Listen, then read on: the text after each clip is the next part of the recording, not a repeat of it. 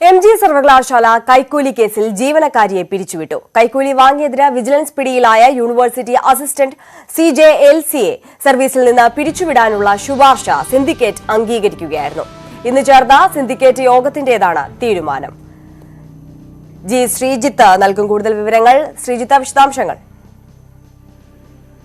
സർവകലാശാലയെ തന്നെ പ്രതിസന്ധിയിലാക്കിയ ഒരു സംഭവത്തിലാണ് ഇപ്പോൾ ഏറ്റവും ഒടുവിൽ ഒരു പിരിച്ചുവിടൽ നടപടിയിലേക്ക് എത്തിയിരിക്കുന്നത്. ആർപ്പൂക്കര സ്വദേശിയായ CJLC MBA സർട്ടിഫിക്കറ്റിനാണ് ഏതാണ്ട് 1.5 ലക്ഷം രൂപയോളം കൈക്കൂലി വാങ്ങിയത്. 1.25 ലക്ഷം രൂപ ഓൺലൈൻ വഴി വാങ്ങിയിരുന്നു.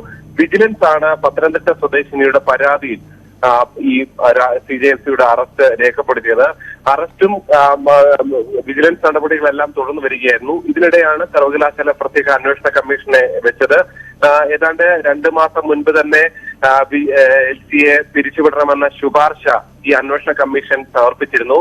അത് VCയുടെ മുന്നിലെത്തി. VCയും അത് അംഗീകരിച്ച ശേഷം ഇന്ന് ചേർന്ന സർവകലാശാല സിൻഡിക്കേറ്റ് ആണ് അതിൽ ഏറ്റവും ഒടുവിൽ തീരുമാനമെടുക്കുകയും ഇത് സംബന്ധിച്ചുള്ള ഉത്തരവ് പുറപ്പെടുവിക്കുകയും ചെയ്തത്. സർവകലാശാല അസിസ്റ്റന്റ് തസ്തികയിലാണ് LC ജോലി ചെയ്തിരുന്നത്. എന്തായാലും MG സർവകലാശാലയെ ആകെ വെട്ടിലാക്കിയ ഒരു വിവാദത്തിനാണ് ഇപ്പോൾ ഇങ്ങനൊരു പരിസമാപ്തി ഉണ്ടായിരിക്കുന്നത്. തീർച്ചയായും ശ്രീജിത്താണ് വിശദാംശങ്ങൾ നൽകിയത്.